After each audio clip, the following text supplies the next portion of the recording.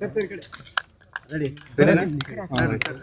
ಈಗ ಬರಗಾಲ ವೀಕ್ಷಣೆ ಬಂದಿದ್ದೀರಿ, ಏನು ಅನ್ನಿಸ್ತು? ನೋಡ್ತಾ ಇದ್ರಿ ಎಲ್ಲ ಕಡೆ, ಏನೆಲ್ಲ ವೀಕ್ಷಣೆ ಮಾಡಿದ್ರಿ, ಏನು ಜನತಾದಳ ಪಕ್ಷದ ಕಡೆಯಿಂದ ಪಕ್ಷದ JDLP ನಾಯಕರಾಗಿರ್ತಕ್ಕಂಥ ಮಾನ್ಯ ಸುರೇಶ್ ಬಾಬಣ್ಣ ಅವರು, ಪಕ್ಷದ ಕೋರ್ ಕಮಿಟಿ ಅಧ್ಯಕ್ಷ ಆಗಿರ್ತಕ್ಕಂಥ ಕೃಷ್ಣಾರೆಡ್ಡಿ ಸಾಹೇಬರು, ಜೊತೆಯಲ್ಲಿ ವಿಜಯಪುರ ಮತ್ತು ಬಾಗಲಕೋಟೆ ಜಿಲ್ಲೆಗಳಿಗೆ ಬರಪೀಡಿತ ಪ್ರದೇಶಗಳಿಗೆ ವೀಕ್ಷಣೆ ಮಾಡ್ತಕ್ಕಂಥದ್ದಕ್ಕೆ ಪಕ್ಷದ ರಾಜ್ಯಾಧ್ಯಕ್ಷರು, ಕೇಂದ್ರದ ಸಚಿವರು ಮಾನ್ಯ ಕುಮಾರಣ್ಣ ಅವರು ನಮ್ಮ ಎಲ್ರಿಗೂ ಕೂಡ ಬರಪೀಡಿತ ಪ್ರದೇಶಗಳಿಗೆ ಭೇಟಿಯನ್ನು ಕೊಡಬೇಕು, ರೈತರ ನಿಜವಾದಂಥ ನೈಜ ಸಮಸ್ಯೆಗಳೇನಿದೆ ಅದನ್ನು ಅರ್ತು ಒಂದು ವರದಿಯನ್ನು ಮಾಡಬೇಕು ಅಂತಕ್ಕಂಥದ್ದನ್ನ ಈಗಾಗಲೇ ಮಾನ್ಯ ಕುಮಾರಣ್ಣ ಅವರು ನಮ್ಮೆಲ್ಲರಿಗೂ ಕೂಡ ಹೇಳಿದ್ದಾರೆ. ಆ ಹಿನ್ನೆಲೆಯಲ್ಲಿ ಜನತಾದಳ ಪಕ್ಷ ನಿಮಗೆ ಗೊತ್ತಿದೆ, ಇದೊಂದು ಪ್ರಾದೇಶಿಕ ಪಕ್ಷ, ರೈತರ ಪರವಾಗಿ ಸದಾಕಾಲ ಒಂದು ಕಮಿಟ್ಮೆಂಟ್ ಇಟ್ಕೊಂಡು ಕಳೆದ 30 ವರ್ಷದಿಂದ ನಿರಂತರವಾಗಿ ಹೋರಾಟ ಮಾಡ್ತಾ ಇರ್ತಕ್ಕಂಥ ಪಕ್ಷ. ಈ ಭಾಗದಲ್ಲಿ ವಿಶೇಷವಾಗಿ ಇದು ಕೇವಲ ನಾನು ಒಂದು ಭಾಗಕ್ಕೆ ಅಂತಕ್ಕಂಥದ್ದನ್ನ ಇವತ್ತು ಬರವನ್ನು ಸೀಮಿತ ಮಾಡಲಿಕ್ಕೆ ಇಷ್ಟಪಡೋದಿಲ್ಲ.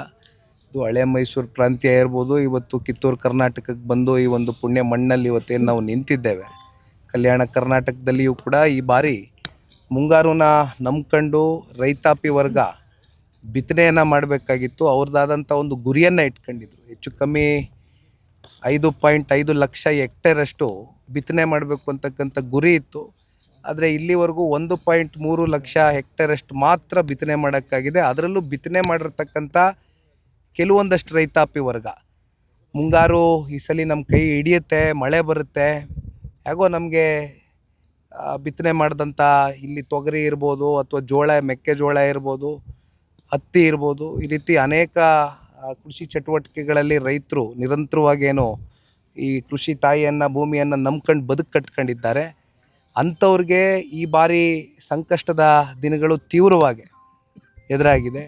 ಆ ನಿಟ್ಟಿನಲ್ಲಿ ಇವತ್ತು ಬಂದು ಬರ ವೀಕ್ಷಣೆ ಮಾಡ್ತಕ್ಕಂಥದ್ದಕ್ಕೆ ಈ ಭಾಗದಲ್ಲಿ ಇಂಡಿ ವಿಧಾನಸಭಾ ಕ್ಷೇತ್ರ, ಜೊತೆಯಲ್ಲಿ ನಮ್ಮ ಬಸವನ ಬಾಗೇವಾಡಿ ಎರಡೂ ಕ್ಷೇತ್ರದಲ್ಲಿ ಬೆಳಗ್ಗೆಯಿಂದ ರಾತ್ರಿವರೆಗೂ ರೈತರ ಹೊಲ ಗದ್ದೆಗಳಿಗೆ ಒಂದು ಭೇಟಿಯನ್ನು ಕೊಡಬೇಕು ಅಂತಕ್ಕಂಥ ತೀರ್ಮಾನ ಮಾಡಿದ್ದೇವೆ. ಇಲ್ಲಿ ಸರಿಸುಮಾರು 6 ಎಕರೆ ಜಮೀನನ್ನು ಹೊಂದಿರತಕ್ಕಂಥ ಈ ಭಾಗದ ರೈತರೇನಿದ್ದಾರೆ, ಇಲ್ಲಿ ತಾವೆಲ್ಲ ನೋಡ್ಬೋದು, ಸಂಪೂರ್ಣವಾಗಿ ಇವತ್ತು ಇಲ್ಲಿ ಏನೊಂದು ಮಳೆ ಆಗಬೇಕಾಗಿತ್ತು, ಆಗದಿರ ಇರೋದ್ರಿಂದ ಇವತ್ತು ಇಲ್ಲಿ ಯಾವುದೇ ಒಂದು ಬಿತ್ತನೆ ಆಗಿಲ್ಲ. ಬಿತ್ತನೆ ಮಾಡಿರ್ತಕ್ಕಂಥವ್ರು ಕೂಡ ಇದ್ದಾರೆ. ಆ ಬಿತ್ತನೆ ಮಾಡ್ತಕ್ಕಂಥದ್ದಕ್ಕೆ ಬೀಜ ತಗೊಂಡು ಬರ್ತಕ್ಕಂಥದ್ದಕ್ಕೆ ಸಾಲ ತಗೊಂಡು, ಸಾಲದ ಹೊರೆ ಮತ್ತಷ್ಟು ಇವತ್ತು ಅವ್ರ ಹೆಗಲ ಮೇಲೆ ಜಾಸ್ತಿ ಮಾಡ್ಕೊಂಡಿದ್ದಾರೆ ಹೊರತುಪಡಿಸಿ ಇದರಿಂದ ಅವ್ರಿಗೆ ಆಗಿರ್ತಕ್ಕಂಥ ಅನುಕೂಲಗಳು ಏನೂ ಇಲ್ಲ. ಹಾಗಾಗಿ ಇವತ್ತು ಒಂದು ವಿಶೇಷವಾದಂಥ ದಿನ, ಮಣ್ಣೆತ್ತಿನ ಒಂದು ಅಮಾವಾಸ್ಯೆ.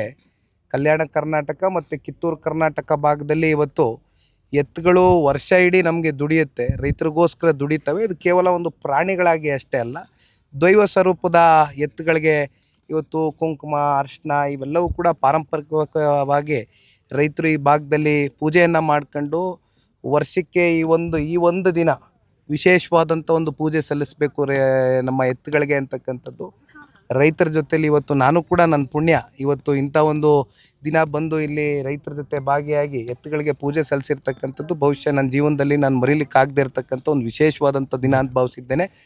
ಇಂಥ ದಿನ ಇವತ್ತು ಇಲ್ಲಿ ಬಂದು ನಿಂತಾಗ ಎಲ್ಲೋ ಒಂದು ಕಡೆ ರೈತರಿಗೆ ಏನೊಂದು ಈ ಸಂಕಷ್ಟ ಎದುರಾಗಿದೆ, ಈ ಒಂದು ನೋವನ್ನು ಎದುರು ನೋಡ್ತಾ ಇರ್ತಕ್ಕಂಥ ರೈತರಿಗೆ ಅವ್ರ ಸಂಕಷ್ಟವನ್ನು ಧಾವಿಸ್ತಕ್ಕಂಥದ್ದಕ್ಕೆ ಸರ್ಕಾರ ಮುಂದಾಗಬೇಕು. ಏಕೆಂದರೆ ರೈತರು ಮನವಿ ಕೊಟ್ಟರು, ಏನಂತ ಕೊಟ್ಟರು?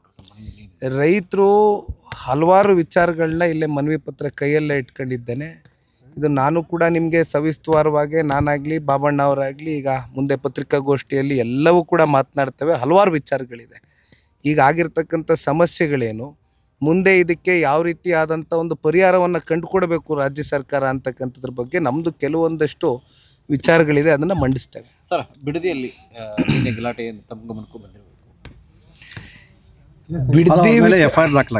ಬಿಡದಿಯ ವಿಚಾರಕ್ಕೆ ಸಂಬಂಧಪಟ್ಟಂತೆ ಈಗಾಗಲೇ ಹೆಚ್ಚು ಕಮ್ಮಿ 490ಕ್ಕೂ ಹೆಚ್ಚು ದಿನಗಳು ಅಲ್ಲಿರ್ತಕ್ಕಂಥ ರೈತಾಪಿ ವರ್ಗ ಬೀದಿಲಿ ಕೂತು ಹೋರಾಟವನ್ನು ಮಾಡ್ತಾ ಇದ್ದಾರೆ. ಅದರಲ್ಲಿ ವಯಸ್ಸಾಗಿರ್ತಕ್ಕಂಥವರು, ಹೆಣ್ಮಕ್ಳು, ಯುವಕರು, ಸಣ್ಣ ಮಕ್ಕಳುಗಳು ತಮ್ಮ ಫಲವತ್ತಾದಂಥ ಪಿತ್ರಾರ್ಜಿತ ಆಸ್ತಿಯನ್ನು ಉಳಿಸ್ಕೊಳ್ತಕ್ಕಂಥದ್ದಕ್ಕೆ ಹೋರಾಟ ಏನು ಕಟ್ಟಿದ್ದಾರೆ ಅಂಥವ್ರ ಮೇಲೆ ನಿನ್ನೆ ಅಧಿಕಾರಿಗಳು ಬಹುಶಃ ಸರ್ಕಾರ ಆದೇಶ ಹೊರಡಿಸಿರ್ತಾರೆ, ಇಲ್ಲಾಂದ್ರೆ ಅಧಿಕಾರಿಗಳು ಯಾಕೆ ಬರ್ತಾರೆ? JMC ಮಾಡೋಕ್ಕೆ ಬಂದಂಥ ಸಂದರ್ಭದಲ್ಲಿ ರೈತರು ಏಕಾಏಕಿ ಆಕ್ರೋಶಭರಿತರಾಗಿ ಕೈಯಲ್ಲಿ ಪೊರ್ಕೆಯನ್ನು ಇಟ್ಕೊಳ್ತಕ್ಕಂಥ ಒಂದು ಸನ್ನಿವೇಶ ಸೃಷ್ಟಿಯಾಗಿದೆ ಅಂದರೆ ಇದಕ್ಕೆ ನೇರ ಹೊಣೆ ರಾಜ್ಯ ಸರ್ಕಾರ ಜೊತೆಯಲ್ಲಿ ಅಲ್ಲಿರ್ತಕ್ಕಂಥ ಚುನಾಯಿತಿ ಪ್ರತಿನಿಧಿಗಳು. ಆ ಭಾಗದಲ್ಲಿ ಒಂದು 26 ಹಳ್ಳಿಗಳು ಬರುತ್ತೆ, ಅದರಲ್ಲಿ 9 ರೆವಿನ್ಯೂ ಗ್ರಾಮಗಳು ಬರುತ್ತೆ. 2 ಪಂಚಾಯಿತಿಗಳಲ್ಲಿ ಸುಮಾರು 9,600 ಎಕರೆಯಷ್ಟು ಇವತ್ತು ಅಕ್ವಿಸಿಷನ್ ಮಾಡ್ಕೋಬೇಕು ಅಂತ ಏನು ಹೊರಟಿದ್ದಾರೆ. ಅಕ್ವಿಸಿಷನ್ ಮಾಡೋದಕ್ಕೆ ಕಾರಣ ಏನು? ACT ಮಾಡ್ತೀವಿ, ಸ್ಮಾರ್ಟ್ ಸಿಟಿ ಮಾಡ್ತೀವಿ ಅಂತಾರೆ. ಇಲ್ಲಿ ರೈತರು ಹೇಳ್ತಾಯಿದ್ರು, ನಮಗೆ ಗೊತ್ತಿಲ್ಲ, ಒಂದಷ್ಟು ಸರ್ವೆಗಳು ನಡೀತಾ ಇದೆ ಇಲ್ಲಿ. ಈಗಾಗಲೇ ಇಲ್ಲಿ ಲಕ್ಷಾಂತರ ಎಕರೆಗಳು ಅಕ್ವಿಸಿಷನ್ ಆಗೋಗಿದೆ. ಆದರೆ ಯಾಕೆ ಅಕ್ವಿಸಿಷನ್ ಮಾಡಿದ್ದಾರೆ KIDB? ತದನಂತರ ಇಲ್ಲಿ ಯಾವುದಾದ್ರೂ ಇಂಡಸ್ಟ್ರಿಗಳು ಬಂದಿದೆಯಾ, ಅಥವಾ ಏನಾದರೂ ಇಲ್ಲಿ ಗೂಳೆ ಹೋಗ್ತಕ್ಕಂಥ ಜನಗಳಿಗೆ ತಡೆ ಆಗ್ತಕ್ಕಂಥದ್ದಕ್ಕೆ ಯಾವುದಾದ್ರೂ ಕಾರ್ಯಕ್ರಮಗಳು ಸರ್ಕಾರಗಳು ರೂಪಿಸಿದೆಯಾ ಅಂತಕ್ಕಂಥದ್ದು ಕೇಳಿದಾಗ ಏನೂ ಮಾಡಿಲ್ಲ. ಇಲ್ಲಿ ಲಕ್ಷಾಂತರ ಎಕರೆ ಈಗ ಅಕ್ವಿಸಿಷನ್ ಆಗಿರ್ತಕ್ಕಂಥ ಜಮೀನು ಹಂಗೆ ಪಾಳು ಬಿದ್ದಿದೆ ಕಣ್ಮುಂದೆ. ಈಗ ಫಲವತ್ತಾದಂಥ ಜಮೀನಿಗೆ ಕೈ ಹಾಕ್ತಕ್ಕಂಥ ಅಗತ್ಯತೆ ಇದೆಯಾ? ಅಲ್ಲಿರ್ತಕ್ಕಂಥ ರೈತರ ಕೂಗಿಷ್ಟೇ. ಈಗ ಪರಿಸರ ನಾಶ ಆಗ್ತಾಯಿದೆ, ಪರಿಸರ ಹಾಳು ಮಾಡ್ತಾ ಇದ್ದಾರೆ ಅಂತಕ್ಕಂಥದ್ದು ಕೇಂದ್ರದಲ್ಲಿರ್ತಕ್ಕಂಥ ಅಲ್ಲಿ ಕಾಂಗ್ರೆಸ್ನ ಏನೊಂದು LOP ಲೀಡ್ರ್ ಇದ್ದಾರೆ, ರಾಹುಲ್ ಗಾಂಧಿರವರು. ಅವರು ಅಂಡಮಾನ್ ನಿಕೋಬಾರ್ಗೆ ವಿಸಿಟ್ ಮಾಡ್ತಾರೆ. ಅಲ್ಲಿ ಲಕ್ಷಾಂತರ ಗಿಡ ಮರಗಳು ನಾಶ ಆಗ್ತಾ ಇದೆ ಅಂತಾರೆ. ಅದೇ ಬಿಡದಿಗೆ ಬಂದರೆ ನಿಮಗೆ ತೆಂಗಿದೆ, ಮಾವಿದೆ, ಅಡಿಕೆ ಇದೆ, ಈ ರೀತಿ ರೇಷ್ಮೆ ಇದೆ. ರೇಷ್ಮೆ ಹೆಚ್ಚು ಕಮ್ಮಿ 50% ಅವಲಂಬಿತರಾಗಿದ್ದಾರೆ. 2 ಪಂಚಾಯತಿಲಿ 35 ಕೋಟಿಯಷ್ಟು ವರ್ಷಕ್ಕೆ ಆದಾಯ ಉತ್ಪಾದನೆ ಆಗ್ತಾ ಇದೆ. ಈ ರೀತಿ ಬದುಕು ಕಟ್ಕೊಂಡಿದ್ದಾರೆ, ತೋಟಗಾರಿಕೆ ಮಾಡ್ತಾ ಇದ್ದಾರೆ, ತರಕಾರಿ, ಹಣ್ಣು, ಹೂವೆಲ್ಲ ಬೆಳೀತಾ ಇದ್ದಾರೆ. ಇಂಥ ಕಡೆ ಇವತ್ತು ಪರಿಸರ ಹಾನಿ ಆಗ್ತಾ ಇಲ್ವಾ? ಹಂಗಾದ್ರೆ ಯಾಕೆ ಮಲತಾಯಿ ಧೋರಣೆ? ಅಲ್ಲೆಲ್ಲೋ ಅಂಡಮಾನ್ಗೆ ಹೋಗೋದು ಬದಲು ಇಲ್ಲಿ ಬಿಡದಿಗೆ ಬಂದುಬಿಟ್ರೆ ಬಹುಶಃ ಇಲ್ಲಿ 136, 138, ಅದೆಷ್ಟೋ 140 ಎಷ್ಟೋ ರೀಚ್ ಆಗಿದಾರಲ್ಲ. ಇವತ್ತು ಕಾಂಗ್ರೆಸ್ ಸರ್ಕಾರಕ್ಕೆ ಪಾಪ ಆಡಳಿತ ಮಾಡೋದಕ್ಕೆ ಜನ ಇಲ್ಲಿ ಆಶೀರ್ವಾದ ಮಾಡಿದ್ರಲ್ಲ. ಇಂಥ ಜನಗಳು ಬಿಟ್ಟು ಇನ್ನೆಲ್ಲ ಹೋದ್ರೆ ಏನು ಬಂತು? ಸರ್, ಈಗ FIR ಆಗಿದೆ ರೈತರ ಮೇಲೆ FIR ಮಾಡ್ತಕ್ಕಂಥ ಕೆಲಸ. ಈಗ ನೆನ್ನೆಯ ದಿನವೇ ನನಗೆ ಇದು ಮಾಹಿತಿ ಬಂತು. FIR ಹಾಕೋದ್ರ ಮೂಲಕ ರೈತರನ್ನ ನಾವು ಕೈ ಕಟ್ಟೆ ಹಾಕ್ತೀವಿ, ಎದುರಿಸ್ತೀವಿ, ಬೆದರಿಸ್ತೀವಿ ಅಂತಕ್ಕಂಥ ಉದ್ದಟತನದಿಂದ ನಡ್ಕೊಳ್ತಾ ಇರ್ತಕ್ಕಂಥ ಈ ಸರ್ಕಾರ ಬಹುಶಃ ಒಂದು ಅರ್ಥ ಮಾಡ್ಕೊಳ್ಬೇಕಾಗ್ತದೆ. ರೈತಾಪಿ ವರ್ಗ ತಿರುಗಿಬಿದ್ರೆ ಬಹುಶಃ ಯಾವ ಸರ್ಕಾರಗಳು ಹೆಚ್ಚಿನ ಕಾಲ ಉಳಿಲಿಕ್ಕಾಗೋದಿಲ್ಲ. ಅದು ಮುಂಬರ್ತಕ್ಕಂಥ ದಿನಗಳಲ್ಲಿ ಬಹುಶಃ ಈ ಸರ್ಕಾರದ ಪತನಕ್ಕೆ ರೈತರು ಅವರ ಎದೆ ಮೇಲೆ ಏನು ಮರಣಶಾಸನವನ್ನು ಬರೀಲಿಕ್ಕೆ ಹೊರಟಿದ್ದಾರೆ ಈ ರಾಜ್ಯ ಸರ್ಕಾರ. ಅದರ ವಿರುದ್ಧವಾಗಿ ರೈತರು ಧ್ವನಿ ಎತ್ತಕ್ಕಂಥದ್ದು. ಅದರ ಜೊತೆಯಲ್ಲಿ ಇವತ್ತು ಜನತಾದಳ ಪಕ್ಷನ ನಾನೊಂದು ಮಾತು ಹೇಳ್ತೀನಿ. ಬಿಡದಿ ವಿಚಾರ ಬಗ್ಗೆ ಬಹುಶಃ ಇತ್ತೀಚಿನ ದಿನಗಳಲ್ಲಿ ನೀವು ನೋಡಿರ್ಬೋದು, ಭಾಳ ಸಂಘಟನೆಗಳು ಅವರು ಇವರು ಎಲ್ಲ ಭಾಳ ಭೇಟಿ ಕೊಟ್ಟು ಜೊತೆಲಿದ್ದೀವಿ ಅಂತಕ್ಕಂಥದ್ದು ಹೇಳ್ತಾ ಇದ್ದಾರೆ. ಅದನ್ನು ನಾವು ಸ್ವಾಗತ ಮಾಡ್ತೇವೆ. ಆದರೆ ಮೊದಲನೇ ದಿನದಿಂದನೂ ಕೂಡ ಜನತಾದಳ ಪಕ್ಷ ಒಂದು ಇಲ್ಲಿ ಕುಮಾರಸ್ವಾಮಿ ಅವರಾಗಲಿ, ನಾನಾಗಲಿ, ಬಾಬಣ್ಣ ಅವರಾಗಲಿ, ಅಲ್ಲಿರ್ತಕ್ಕಂಥ ಜಿಲ್ಲೆ ನಾಯಕರಾಗಲಿ ಒಂದೇ ಹೇಳಿರೋದು, ಇಫ್ ಎಟ್ ಆಲ್ ಕನ್ಸೆಂಟು 80% ಅಂತಕ್ಕಂಥದ್ದನ್ನ ರಾಜ್ಯ ಸರ್ಕಾರ ಏನು ಹೇಳ್ತಾ ಇದ್ದಾರೆ, ರೈತರು ಕೊಡೋ ಅಂಥದ್ದಕ್ಕೆ ಏನಾದರೂ ಮುಂದೆ ಬಂದು ಕೊಡ್ತಾರೆ ಅನ್ನೋದಾದರೆ, ಅವ್ರ ಒಪ್ಪಿಗೆ ಇದೆ ಅನ್ನೋದಾದರೆ ನಾವು ತಕರಾರು ಎತ್ತಲ್ಲ. We are not against development, ಅಭಿವೃದ್ಧಿಯ ವಿರೋಧಿಗಳಲ್ಲ. ಆದರೆ ಕನ್ಸೆಂಟು 90ರಿಂದ 95% ಸಹಿ ಆಗ್ತಕ್ಕಂಥದ್ದಕ್ಕೆ ರೈತರ ವಿರೋಧ ಇದೆ. ಇದ್ರ ಬಗ್ಗೆ ಹೆಚ್ಚಾಗಿ ರಾಜ್ಯ ಸರ್ಕಾರ ಉತ್ತರ ಕೊಡಬೇಕು. ಸರ್, ಈಗ ನೀವು ಭೂಮಿ ಎಲ್ಲ ವೀಕ್ಷಣೆ ಮಾಡಿದ್ರಿ, ಈಗ ಅಲ್ಲಿನೂ ಈ ರೀತಿ ವಾಕ್ಔಟ್ ಮಾಡ್ಕೊಡ್ತಾ ಇದ್ದಾರೆ, ಇಲ್ಲಿನೂ ಈ ರೀತಿ ಬಿಡದಿಲ್ಲಿ ಕೂಡ ಇಲ್ಲೂ ಈಗ ಹೇಳಿದ್ರಿ KIDB ಅವರು ಕೂಡ ವಾಕ್ಔಟ್ ಮಾಡ್ಕೊಂಡಿದ್ದಾರೆ. ಇದಕ್ಕೂ ಕೂಡ ಇಲ್ಲಿ ತೀವ್ರ ವಿರೋಧವನ್ನು ವ್ಯಕ್ತಪಡಿಸ್ತಾ ಇದ್ದಾರೆ ರೈತರು. ಈ ಹೋರಾಟಕ್ಕೂ ನೀವು ಏನು ಧುಮುಕ್ತೀರಾ? ಇಲ್ಲಿನೂ ರೈತರಿಗೆ ಸಪೋರ್ಟ್ ಮಾಡ್ತೀರಾ ಅಂತ? ಏನಲ್ಲಿ ಬಿಡದಿಲ್ಲಿದೆ ಅದೇ ಪರಿಸ್ಥಿತಿ ಇಲ್ಲಿನೂ ಕೂಡ ಇದೆ. ನಮಗೆ ರೈತರಂದ ಮೇಲೆ ಎಲ್ಲರೂ ಒಬ್ಬರೇ, ಒಂದೇ. ಆ ಭಾಗ ಈ ಭಾಗ ಅಂತಕ್ಕಂಥ ಡಿಫ್ರೆನ್ಸಿಯೇಷನ್ ಇಲ್ಲ. ಹಾಗಾಗಿ ಇಲ್ಲಿ ರೈತರು ಕೆಲವೊಂದಷ್ಟು ವಿಚಾರಗಳು ನನ್ನ ಗಮನಕ್ಕೆ ಅಂತ ತಗೊಂಬಂದಿದ್ದಾರೆ.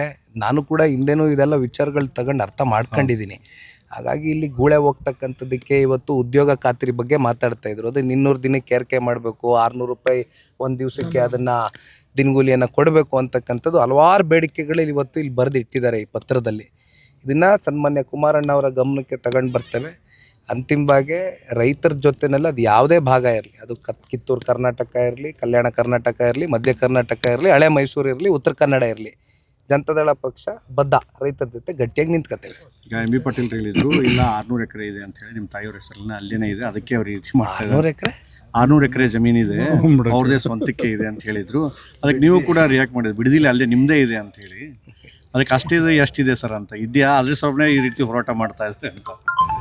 ನಾನು ಇದನ್ನು ಬಿಡದಿನಲ್ಲೇ ಮಾತಾಡಿದ್ದೀನಿ. ಬಹುಶಃ ಅವ್ರು ಕೊಟ್ಟಂಥ ಹೇಳಿಕೆಗೆ ಇಲ್ಲ ನನಗೆ ಮಾಹಿತಿ ಕೊರತೆ ಇತ್ತು, ನನಗೆ ವಿಷಾದ ವ್ಯಕ್ತಪಡಿಸ್ತೀನಿ ಅಂತ ಅವರು ಕೂಡ ಹೇಳಿದ್ದಾರೆ. ಹಾಗಾಗಿ ಈಗ ಅವ್ರ ಮೇಲೆ ಮತ್ತೆ ನಾನು ಚರ್ಚೆ ಮಾಡ್ತಕ್ಕಂಥದ್ದು ಸೂಕ್ತ ಅಲ್ಲ. ಅಲ್ಲಿ ನಮ್ಮ ತಾಯಿದು ಎಷ್ಟು ಎಕರೆ ಜಮೀನಿದೆ, ಅದು ಕೃಷಿ ಭೂಮಿಯಾಗಿ ಎಷ್ಟು ವರ್ಷದಿಂದ ನಾವು ಅಲ್ಲಿ ಕೃಷಿ ಮಾಡ್ಕೊಂಡು ಬಂದಿದ್ದೀವಿ ಅಂತಕ್ಕಂಥದ್ದು ಅಲ್ಲಿರ್ತಕ್ಕಂಥ ಜನಗಳಿಗೆ ಗೊತ್ತಿದೆ. ಹಾಗಾಗಿ ಅದಕ್ಕೆ ಮತ್ತೆ ಅಲ್ಲ, KIDB ಸಚಿವರು ಅವ್ರ ಇನ್ಫಾರ್ಮೇಷನ್ ಇತ್ತಾ ಅಥವಾ ಇದೇನಾದರೂ ಇಲ್ವಾ ಅಂತ ಸರ್ ಅಷ್ಟೇ. ಮಿಸ್ಇನ್ಫಾರ್ಮೇಷನ್ನು ನನಗಾಗಿದೆ. ನಾನು ವಿಷಾದ ವ್ಯಕ್ತಪಡಿಸ್ತದೇನೋ 100 ಎಕರೆ ಅಂದಿದ್ರು. 100 ಎಕರೆ ಅಲ್ಲಪ್ಪ, ಇರೋದು 36 ಎಕರೆ ಇದೆ. ಅದು ಇವತ್ತಿಂದ ಅಲ್ಲ, ಹಲವಾರು ದಶಕಗಳಿಂದ ತಗೊಂಡಿರ್ತಕ್ಕಂಥದ್ದು. ಇನ್ಫ್ಯಾಕ್ಟ್ ನಮ್ಮ ತಂದೆಯವ್ರ ತಲೆಯಲ್ಲಿ ಕೋವಿಡ್ ಬಂದಂಥ ಸಂದರ್ಭದಲ್ಲಿ ಒಂದು ಡೈರಿ ಮಾಡಬೇಕು, ಯಾಕೆಂದರೆ ಅಲ್ಲಿ ಹೈನುಗಾರಿಕೆ ಭಾಳ ಹೆಚ್ಚಾಗಿ ನಡೀತದೆ. ಅಲ್ಲಿರ್ತಕ್ಕಂಥವ್ರಿಗೆ ಅನುಕೂಲ ಆಗಬೇಕು ರೈತರಿಗೆ ಅನ್ನೋದು, ಒಂದು ಡೈರಿ ಮಾಡಬೇಕು ಅನ್ನೋದು, ಒಂದು ಡೈರಿ ಪ್ರಾಡಕ್ಟ್ ಮಾಡಬೇಕು, ಅದರಲ್ಲಿ ಬರ್ತಕ್ಕಂಥ ಬೈ ಪ್ರಾಡಕ್ಟ್ಸ್ ಮಾಡಬೇಕು ಅನ್ನೋದು. ಉದಾಹರಣೆಗೆ ಹೆರಿಟೇಜು ಇವೆಲ್ಲ ನೀವು ನೋಡ್ಬೋದು. ಆ ರೀತಿ ಮಾಡಬೇಕು ಅಂತ ಒಂದು ಮಿಷಿನ್ರಿನೂ ಕೂಡ ಖರೀದಿ ಮಾಡಿದ್ವಿ ಕೋವಿಡ್ ಟೈಮಲ್ಲಿ. ತದನಂತರ ರಾಜಕೀಯದ ಒತ್ತಡಗಳು ಮಾಡೋಕ್ಕಾಗಿಲ್ಲ.